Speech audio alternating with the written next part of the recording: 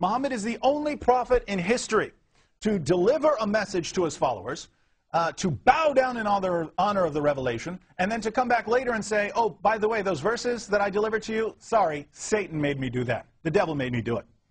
Surah 53, that's in the Quran today, originally promoted polytheism. Later on, Muhammad came and changed it and said, sorry, the devil tricked me into delivering what are now called the satanic verses. So Muhammad is the only prophet in history to do these things, and Muhammad is the only prophet in history to be the victim of black magic. According to Sahih al-Bukhari, your most trusted collection of narrations about Muhammad, Muhammad was the victim of black magic. A Jewish magician cast a spell on Muhammad, and it gave Muhammad delusional thoughts and false beliefs. Muhammad is the only one. But we know a lot more about Muhammad. Muhammad, of course, had sex with a 9-year-old girl.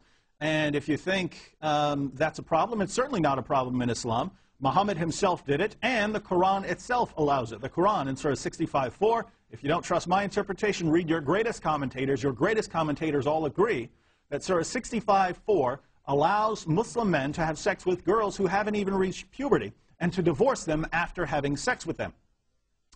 Muhammad had more wives than his own revelations allow. Surah 4:3 says that Muslims can have up to 4 wives. Muhammad had at least 9 at one time. How could he justify this? Well, Allah to the rescue. Allah came and rescued Muhammad by giving him a revelation saying that he could have more wives than everyone else could have. Muhammad married the wife of his own adopted son. He did this after he saw her practically naked, and he began lusting after her. According to the Quran, Allah wanted Muhammad to lust after her. Now, how did Muhammad justify this? Well, once again, Allah to the rescue. Revelation started coming down saying that this was okay. When Muhammad's wife Sauda, as we talked about yesterday, when Muhammad's wife Sauda became old and fat, Muhammad wanted to divorce her so he could trade her in for a younger, prettier woman. And Sauda obviously didn't want to be divorced at such an old age. It's not like she's going to be able to get another husband. And so she was willing to give up some of her rights as a wife, as a woman. And the Quran praised her because of this. So once again, when Muhammad does something that most of us would consider wrong and immoral, Allah to the rescue. Allah comes down to rescue him with some special revelations. Muhammad had sex with his slave girls, even though he already had 9 wives. He even got one of them pregnant. Her name was Mary the Copt. And it's interesting, if you want to know the origin of the revelation of Surah 66:1, Muhammad promised his wives that he would stop having sex with his slave girls. And after making this promise, Surah 66:1 came down saying, Muhammad, why are you forbidding what Allah has not, Allah didn't tell you to stop having sex with your slave girl. What are you doing? So this is, Muhammad received a revelation allowing him to break his oath to his wives. Allah to the rescue. Muhammad assassinated people for making fun of him. Read about Abu Afak and Asma bint Marwan. These were people, and many others, by the way, these were people who criticized Muhammad or criticized Islam and were assassinated, sometimes in bed while asleep, for speaking out against Muhammad and Islam. Muhammad started a war with Mecca when he had a chance to live in peace in Medina. The Muslims had left Mecca. They had a chance to live in peace, but Muhammad didn't want to live in peace. He started robbing the Meccan caravans, which ultimately led to war. Muhammad executed hundreds of Jews for trying to defend themselves once they realized that Muhammad was going to eliminate them. And by the way, they were right. When they became convinced that Muhammad was trying to get rid of the Jews, they were absolutely right. Muhammad said in Sahih Muslim 4366, I will expel the Christians and the Jews from the Arabian Peninsula and will not leave any but Muslims. Muhammad had the plan to get rid of Christians and Jews. These people tried to defend themselves, and there was absolutely nothing they could do about it. Muhammad said things that totally contradict all of history. For instance, Muhammad said that Jesus didn't die on the cross. Historians across the board, whether they're atheists or agnostic or whatever, agree that Jesus died by crucifixion, and this is simply, to deny this is absolutely absurd as far as history is concerned. Muhammad recycled stories that are based on known forgeries, and he passed them off as the infallible word of God. Stories about Jesus speaking when he was a baby, or Jesus giving life to clay birds. Everyone knows that these were based on forgeries. No scholar takes these stories seriously, and yet We find them in the Muslim sources, in the Quran, and Muhammad couldn't tell the difference between a false story based on a forgery and a true story. Muhammad tortured people for money. Read about Kanana. Muhammad ordered his followers to light a fire on Kanana's chest so that he would tell them where the money was hidden.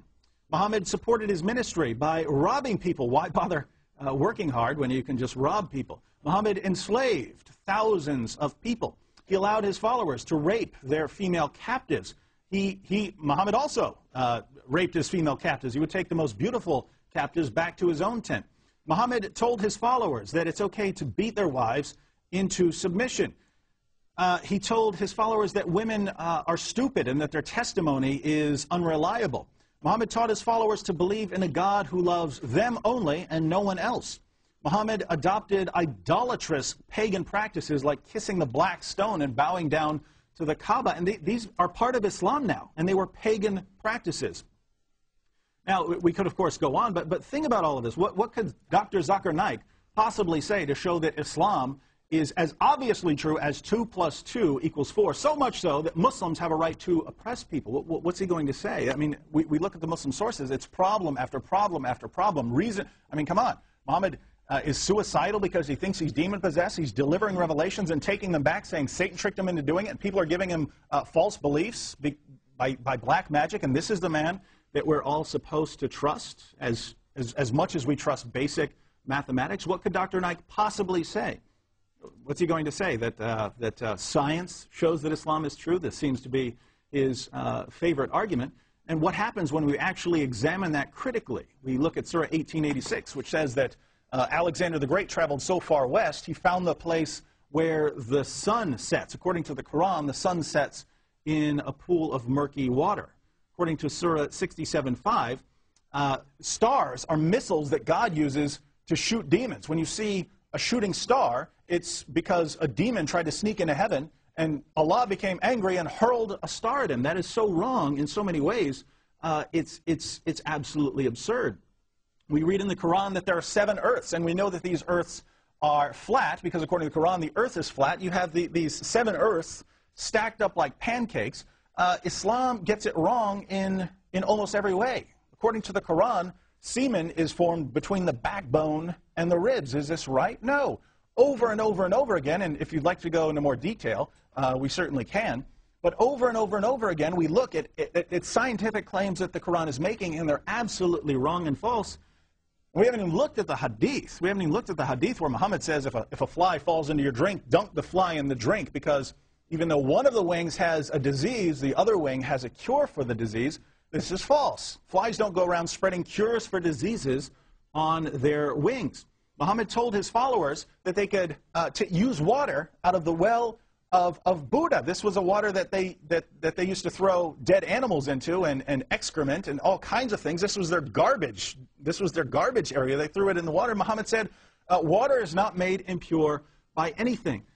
My friends, you will die if you take Muhammad's commands seriously. You could actually die if you start going around and doing what Muhammad tells you to do.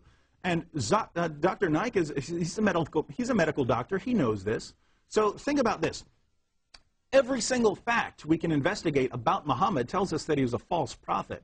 And any argument that Muslims give us to show that Muhammad was a true prophet turns out to actually be evidence against him. In other words, if Muslims say, look at the science, well, the science is all wrong. So if you're basing your belief on science, Islam is false. Or if Muslims say, Muhammad was prophesied in the Bible. Guess what? According to the Bible, Muhammad's a false prophet. According to the Bible, if you deliver a revelation, and that revelation does not come from God, you're a false prophet. And Muhammad delivered the satanic verses and came back and said, I'm sorry, that revelation did not come from God. If Muhammad had delivered the satanic verses during the time of Moses, Moses would have ordered his followers to pick up stones and stone him to death as a false prophet. You Muslims say you believe in Moses. Doesn't it bother you that Moses would have killed Muhammad? So this is what we have when we actually investigate the issue, and I just want to know, how can you say that this is so clear? Islam is so obviously clear that it's just like saying 2 + 2 = 4. And it's so obviously true, the Muslims are the authorities on the issue of religion, that Muslims have the right to oppress non-Muslims and not give them the right to speak about their beliefs.